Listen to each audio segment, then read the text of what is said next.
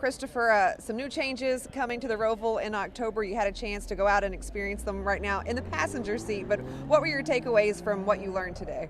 My takeaways are the track's going to be different, that's for sure. That turn 6 to 7 change over there is really going to add another element to the racetrack. They're working really hard to make sure that it's the perfect design to put 2 and 3 wide racing in there, and I think they've done a great job with it.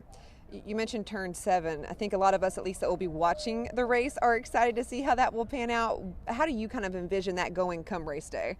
Yeah, I mean, the biggest thing is it's going to really open up the line to make a pass, where before turn 7, getting onto the big track was pretty tight on corner entry there, and it made it hard to outbrake someone or to put it too wide. But now the way it is, I mean, you're going to have the opportunity to go 3 and possibly even 4 wide, especially on restarts whenever it's really stacked up.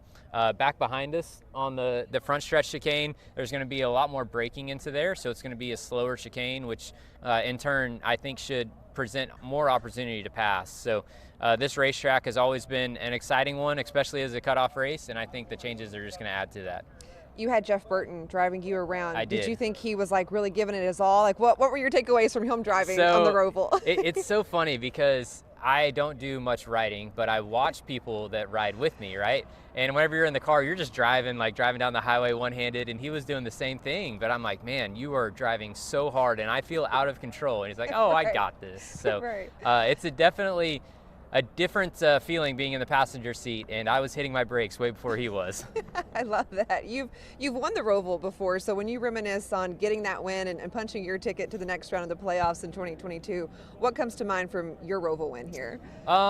Yeah, I mean, just a lot of special memories. I remember that day in 2022, the place was absolutely packed, and the energy was amazing.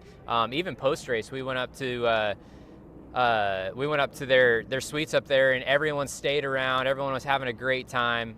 So it was a lot of energy. Charlotte does an amazing job of creating that big event feel, whether it's the May Coca-Cola 600 or the Roval 400. It's a huge event. And playoffs start this weekend in Atlanta. How are you and the 20 team preparing for that? I think we're poised for another good run. You know, the schedule is a little bit scary this year with another super speedway with Atlanta being in the schedule, but I'm excited about the task at hand, and we're in a great spot right now. All right, Christopher, appreciate the time. Thank you.